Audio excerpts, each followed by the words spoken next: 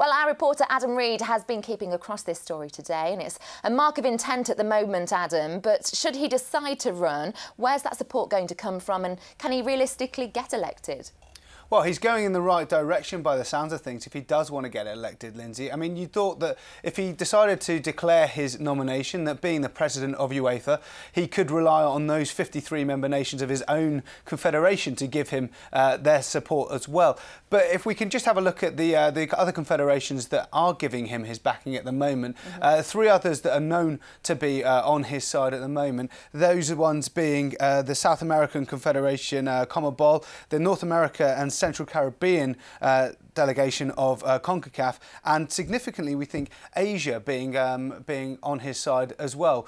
So there's every chance that Platini, if he were to get all the votes from all of those member nations, they would give him upwards of over 140 votes, which would safely carry him over the line. But it's thought that some of those might abstain or vote another way, depending on their way of thinking. But October the 26th is the key date to remember. That's the date where they've got to declare their intention to run if he decides to do so. Also, it sounds like all the signs are there that something big is coming.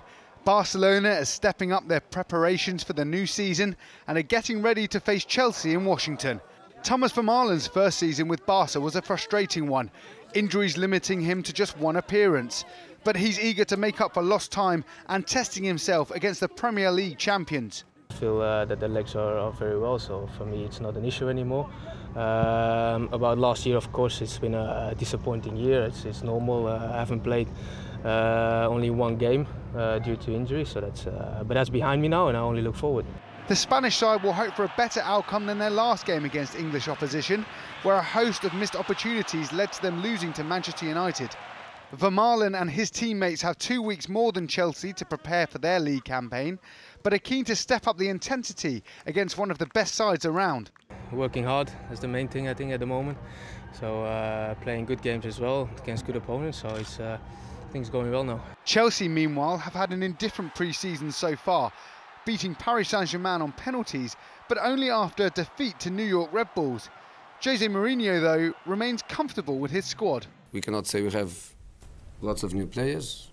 We just made some adaptations in our squad to replace Drogba and Peter Cech. We had Falcao and Begovic. The squad is the same.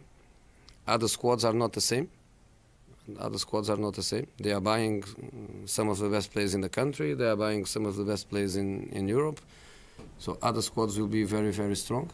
And despite not adding in great numbers, those who are part of the squad remain optimistic about the season ahead.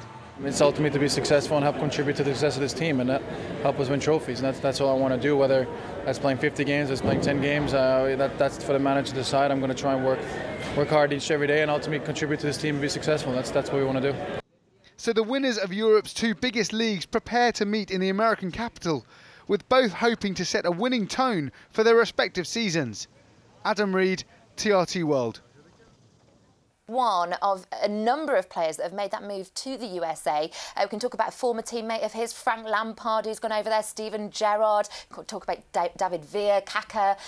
It seems like that league over there is starting to really explode. Can we see it competing with the likes of the big European leagues? I think it's still got some way to go yet, but the players you've just mentioned, obviously they made their names in those European leagues and now they've headed over there. So it's definitely finding its place. They're going over there at a certain time of their career. Steven Gerrard's 35. Some people think that he probably had a couple more years with him in the Premier League, but there's players over there like Andrea Pirlo, there's Sean Wright-Phillips has recently gone that way as well to join his brother Bradley at the New York Red Bulls, and it's definitely growing in terms of stature in world football. The crowds that they're seeing are getting bigger as well, and even Chelsea, we've seen a lot of big European football clubs going over there for their pre-season tour.